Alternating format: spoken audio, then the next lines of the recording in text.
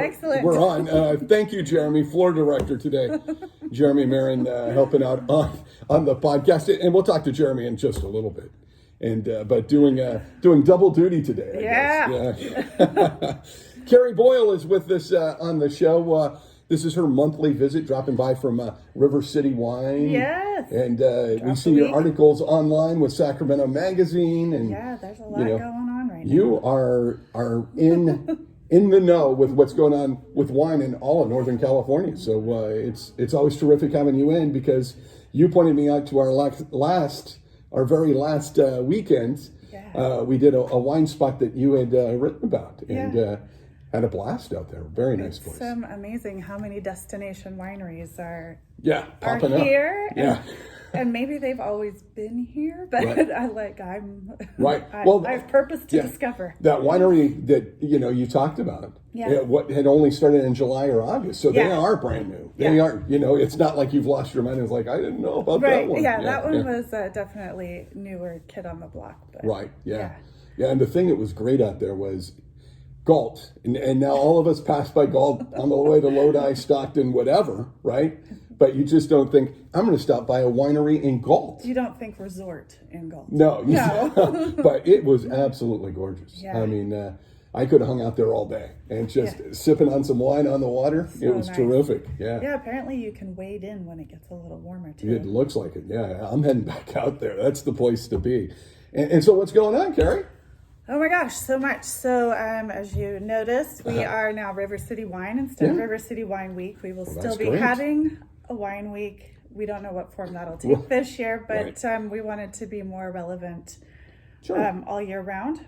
Well, we've talked about this about this for months and months now, on our show at least. Right. That you guys were eventually going to make that segue. It was going to be River City Wine, because River City Wine Week just kind of talked about the 1 week out of the year. Right. and now you guys are River City Wine. River City Wine. So we are focused on drawing attention to Sacramento as a wine destination. Mm-hmm. So my partner, Rachel, she's a chef. She's a very accomplished chef. So every 2 weeks we'll be putting out original recipes to pair with locally grown wines. We have an event calendar that we will be updating weekly, so that's kind of a a gathering from all the different regions. Well, you got to get Rachel to come in, and hang out with us a little bit. Yeah, we'd love to have her and talk about food and wine. That's kind of all we talk about is food and drink. So it's not a bad way to go, right? No, not really.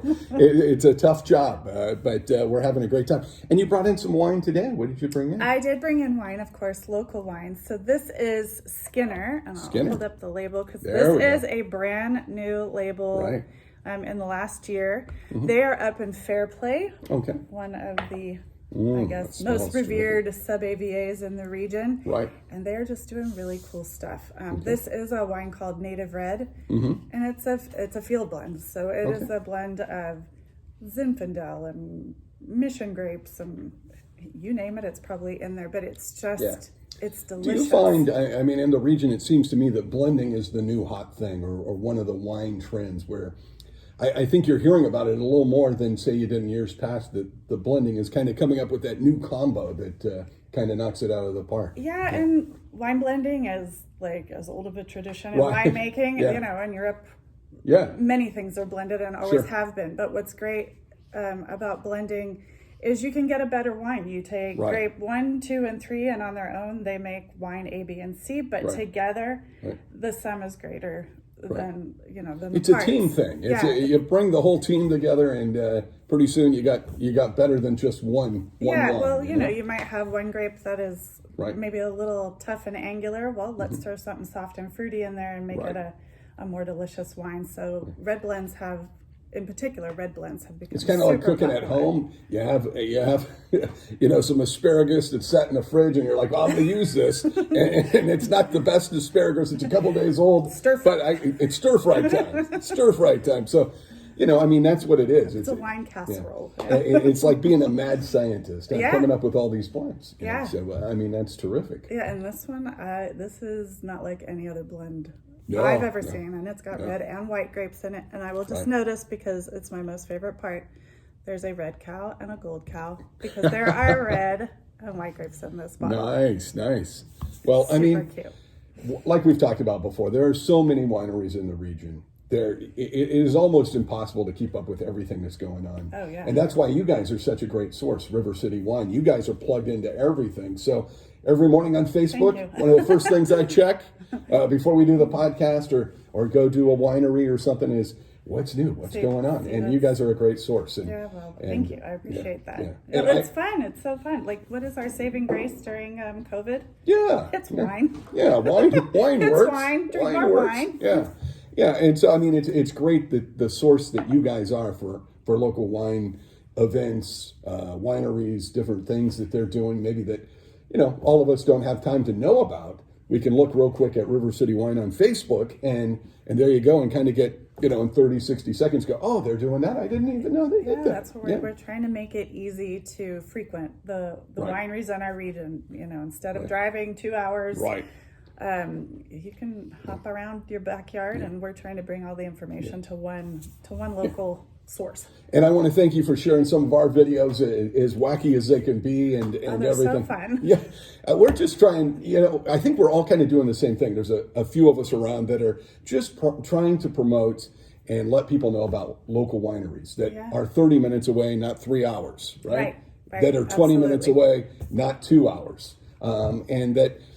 If you can spend more time drinking wine than driving to wine, who doesn't like that? That's right. I mean, and the other benefit is when you're going to Napa, you're guaranteed to get, two varietals for sure. You're going to get Cabernet, you're going to get Chardonnay. Right. But you go out in our neighborhood and there's 30 different wines. Right. And they're all beautiful. Like you can never tire of drinking the same thing over and over because every winery is doing something different. Right. And every region is slightly different than the other. What's the thing that you've seen recently that a winery's doing that kind of blew your socks off, that you went, wow, I didn't even know they could do that. I didn't know.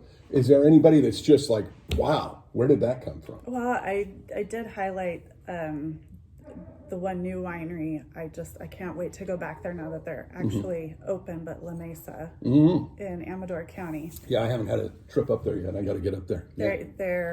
They're focused on what we kind of call the oddball varietals, but things that do well in the region, and it is a stunning property. And they're in Amador County. Where exactly are they? They are on Shenandoah Road. Okay, so know it well. Down from.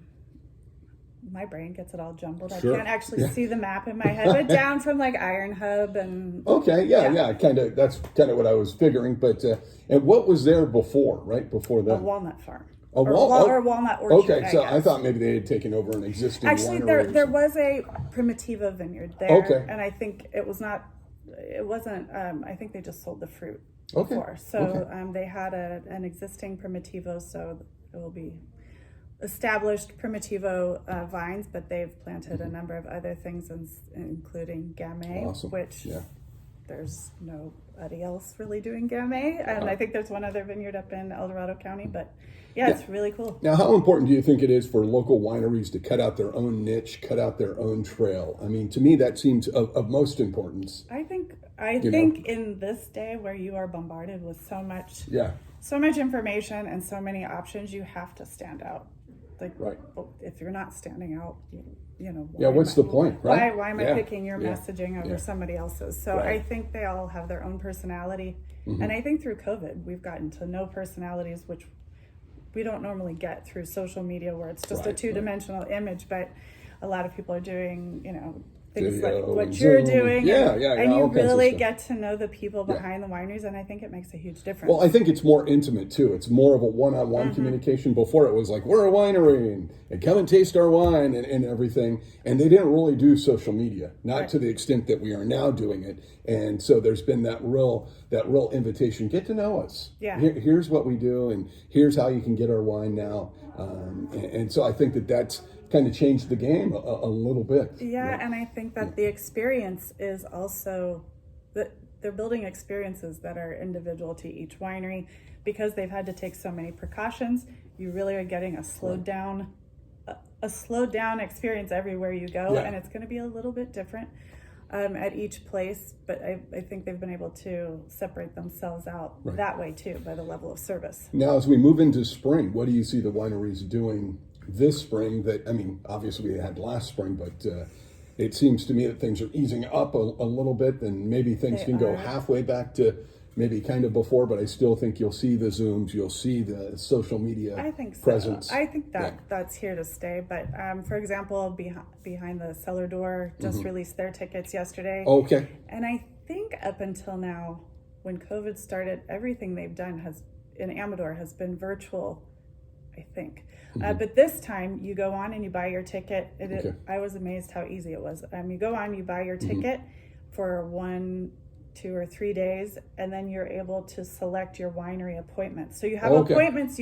You're not just showing up, and crashing the party. Saturday at 12, we are at Serafina. Yes, it's like hour-long appointments, and you can go onto behind the cellar door, and each winery has an offering. Some place I tried to pick all the ones that are doing like New Orleans type food or barbecue, because I'm dragging my husband with me. So, but yeah, super easy. Buy it, and then you pick your itinerary specifically, and you are set. Wow. So behind the cellar door, Amador County, it's their big wine event.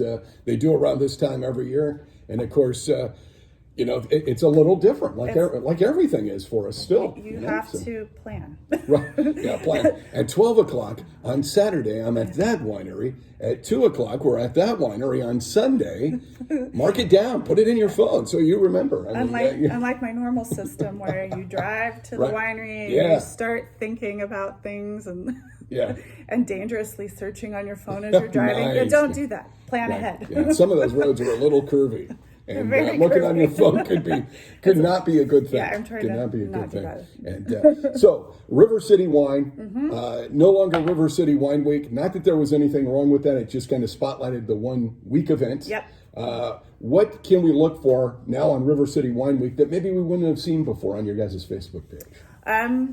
Well, the tie-in to food and wine and celebrating the wines that are grown around the region. Okay. So we'll have a focus on winery experiences, food and wine pairing, telling you more about each of the regions so that people get to know what makes Fairplay different than Clements Hill and Lodi. What types of growing conditions are there? Just general information. If you go here, what kind of wines can you expect? If you go here, I think that sometimes we throw all these wineries together, kind of assuming they're the same thing, and they're not, right? No. I mean, they make wine. That's the common denominator. They make wine. You can drink wine there, but they may not make the kind of wine that you really love or really like. But then again, that's okay, because you might get an experience with wine that you haven't had before, and try some different wines and go, wow, I really like this. Yeah. So. Well, we were talking last night. There's a new wine festival / wine judging competition coming up, and to celebrate the Sierra foothills, which you talked to Mike Owen a couple of weeks ago about that, and there were several comments that when people visit, they don't actually know where they are. They know, they know what town is nearby, but they don't know what the specific AVA is. Where if you go to Napa, if you're in Yountville or Oakville or Oak Knoll or whatever. So we're going to try to help bring more attention to what makes each region special, why they're different than the others, and why they produce. Well, if you ever want to do some video out somewhere in one of the AVAs, let me know, and we'll make a little road trip, and we'll have some fun. I think that'd be great. Yeah. Do you got anything coming up in Sacramento Magazine? We did just have an announcement or a notice about something that Bokish is doing down in Lodi, and they are some of the pioneers in bringing Spanish varietals to the forefront. So they are doing a 2-part virtual series where they are featuring 4 different wines over the 2 times, and they'll be teaching about Spanish wines, on how they got their start and why they're so excited about them. After 20 years of doing it, they're finally doing an educational seminar about it. So they know a lot. Cool. They know a lot. They have a lot of information, a lot of education, wine education. And Carrie, thanks so much for being on the podcast again. River City Wine. Look for that on Facebook. Follow it. Great information about the AVAs in the region, the wineries in the region, and what they're doing. And everybody's getting ready for spring. Some springtime events coming up. So more wine drinking weather. Right. Cheers, and thanks for joining us on the Rex Show podcast.